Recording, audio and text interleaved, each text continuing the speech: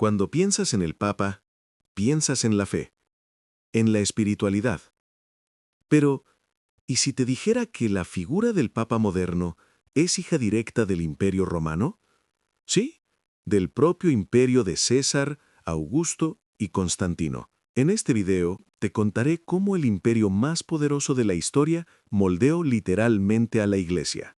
Y te advierto, después de hoy, nunca volverás a ver el Vaticano de la misma manera. Si te apasiona Roma, esta es tu historia. Antes de seguir con el video, suscríbete al canal y activa la campana si te encanta descubrir la historia oculta detrás de los grandes símbolos del mundo moderno.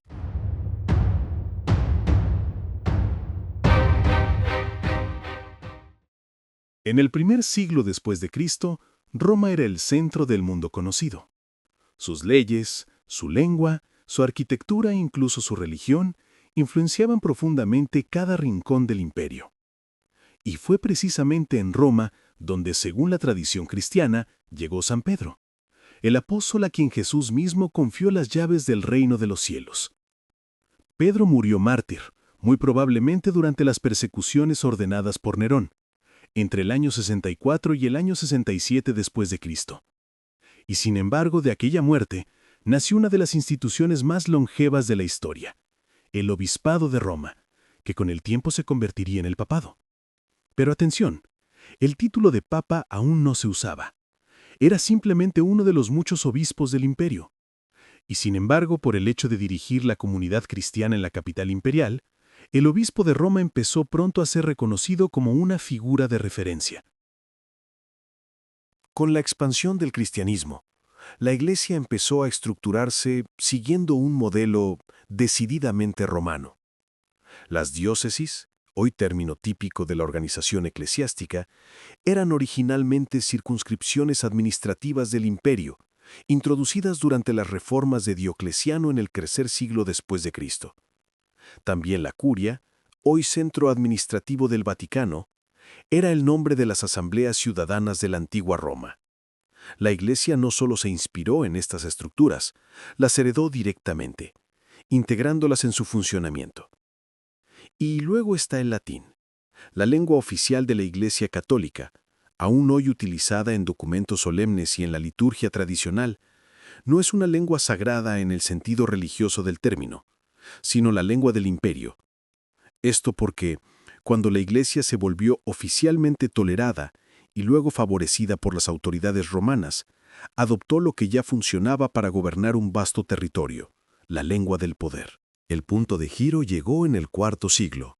El emperador Constantino, tras haber tenido una supuesta visión de la cruz antes de la batalla del Puente Milvio, promulgó el Edicto de Milán en el mes de febrero del año 313 después de Cristo. Este documento establecía la libertad de culto para los cristianos, poniendo fin a siglos de persecuciones. Pero Constantino hizo mucho más. Participó activamente en la vida de la Iglesia. Convocó el Concilio de Nicea en el año 325, una asamblea de obispos de todo el imperio para establecer una doctrina unitaria, y financió la construcción de basílicas monumentales, como San Juan de Letrán, que se convirtió en la primera verdadera cátedra del obispo de Roma.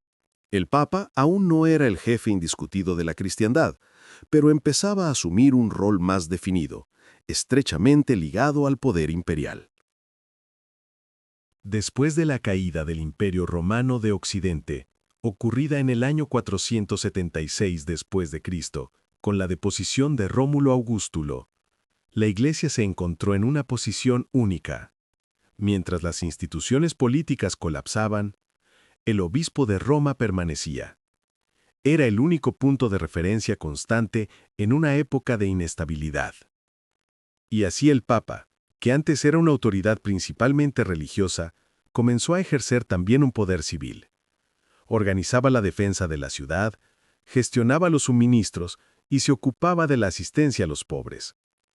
En cierto sentido, el Papa se convirtió en el nuevo emperador, espiritual, pero también material, al menos en Roma. Este proceso culminó en la Navidad del año 800, cuando el Papa León III coronó al rey Carlomagno como emperador del Sacro Imperio Romano. Ese gesto simbólico fue un mensaje claro. Era el Papa quien concedía la legitimidad imperial. He aquí la verdadera herencia de Roma. No las estatuas, no las ruinas, sino las instituciones. El Papa en la Edad Media ya no es solo un hombre de fe, es el heredero de César. Una autoridad espiritual, claro, pero también política, imperial, romana. Muchos de los símbolos del papado tienen origen romano. El trono papal, por ejemplo, evoca el trono imperial. El anillo del pescador tiene una evidente función de sello, exactamente como los anillos usados por los senadores y los cónsules. El atuendo del papa en momentos solemnes, con manto y mitra, recuerda más a un princeps que a un predicador. Y aún más, los cardenales, que hoy eligen al papa, desempeñan un papel parecido al del Senado romano, un consejo de ancianos que auxiliaban al soberano en la gestión del Estado. La estructura vertical de la Iglesia, el poder centralizado, el uso de ritos solemnes, la ritualidad de la investidura, todo esto tiene una impronta claramente romana. Hoy, cuando vemos al Papa asomarse desde el balcón de San Pedro o presidir una ceremonia que va en directo al mundo, a menudo pensamos solo en el aspecto espiritual de su función. Pero tras ese rostro de fe, se esconde una maquinaria institucional construida con los ladrillos de Roma. La Iglesia no solo sobrevivió a la caída del imperio, absorbió su poder, su forma e incluso su lengua. En cierto sentido, el sueño de Roma, el de un poder universal, ordenado y duradero, no murió con los Césares, sobrevivió bajo la tiara de un papa. Ahora que conoces esta historia increíble, haz tu parte para mantener viva la memoria de la antigua Roma. Dale like, comparte el video y suscríbete a Legión Digital. Tu legión de conocimiento histórico acaba de comenzar.